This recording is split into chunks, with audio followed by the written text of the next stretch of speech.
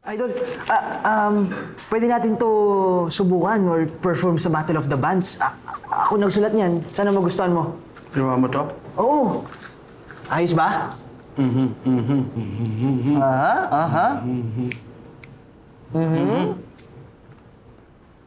Baho. Dumi. Bantot. Gulo.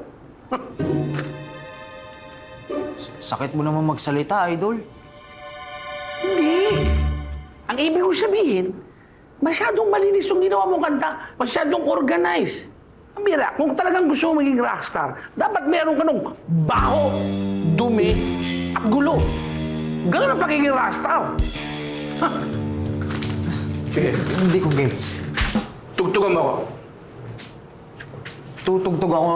Tugtugan mo ako ng happy birthday. Happy birthday! Oh, gawin mong rock version. Idol naman, nagjo-joke ka ngayon, no? Paano naman ako matututo niyan? Happy birthday! Binibuild mo nga ako maging, di ba, star? Maging gitarista, maging superstar. Bakit? Gawin mo nga. Ano? Happy birthday lang.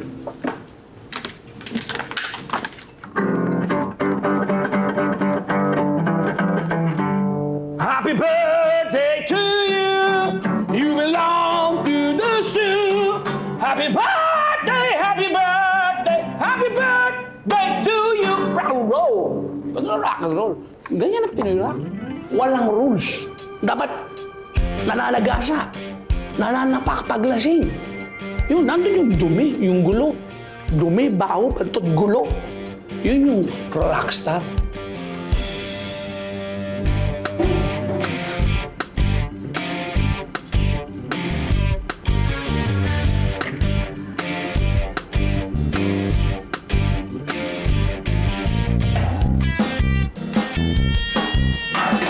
Ayan.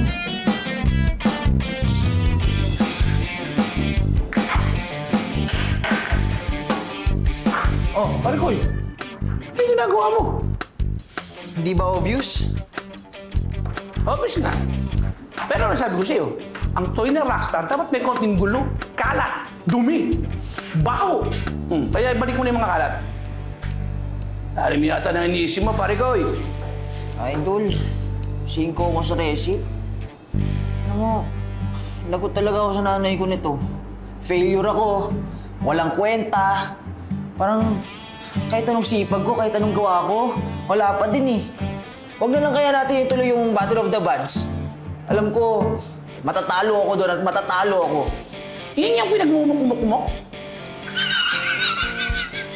Kaya mga generation ngayon talaga, ang hihina nyo. In English, you are so weak. Alam niyo yung panahon namin?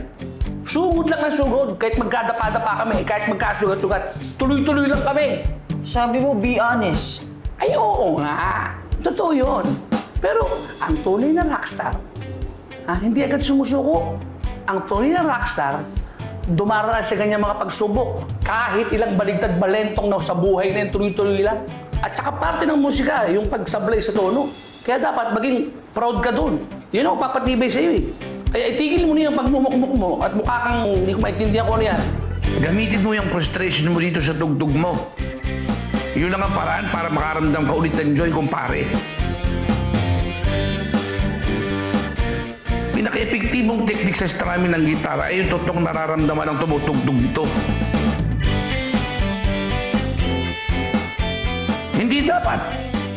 Hindi dapat maging sagabal yan. Motivation yan.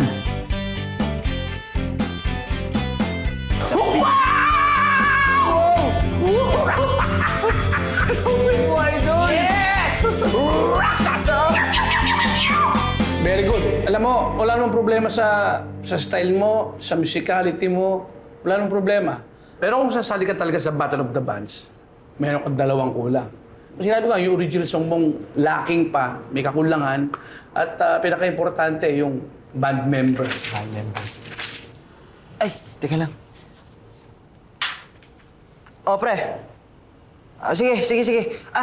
Idol, sipat lang muna ako. Mag-aaral pa ako eh. Ingat. Sige, kuya. Ingat.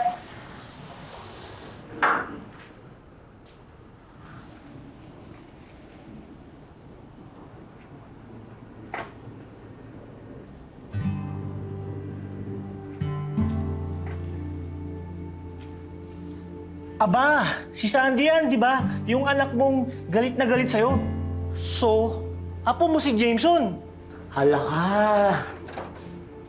Aba,